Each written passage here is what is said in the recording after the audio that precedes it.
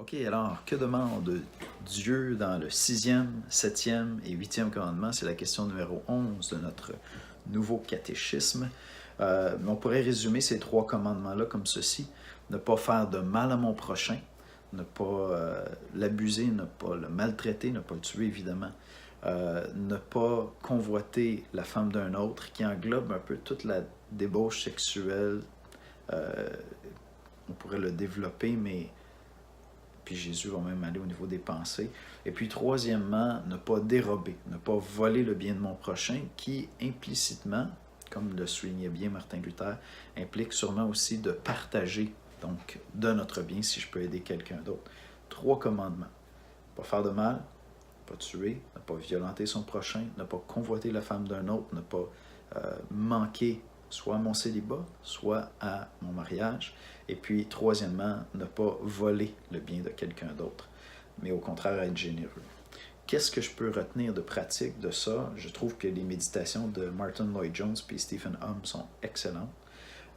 Donc, je vais vous donner trois choses, puis je vais vous encourager peut-être à vous arrêter, à méditer sur ça, et vous pourriez le faire pendant toute la semaine. Ce serait un exercice, je pense, qui serait vraiment profitable pour revenir à l'Évangile, puis en même temps grandir dans ces domaines-là.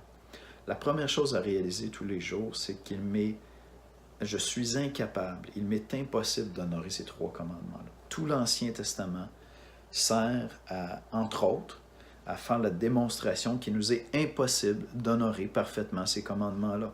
Et lorsqu'on arrive dans le Nouveau Testament, si ce n'était pas assez clair dans l'Ancien Testament, Jésus va aller vers le cœur, vers les pensées, puis il nous dit non seulement les gestes sont des violations à ces commandements, mais lorsque tu vas convoiter un homme, convoiter une femme dans ton cœur, dans tes pensées, quand tu vas avoir de la haine envers quelqu'un, tu es déjà en train de violer ces commandements-là. Donc, ça m'est impossible. Première chose à faire, réaliser qu'il m'est impossible. Je suis incapable d'honorer cela. Seul Christ l'a fait.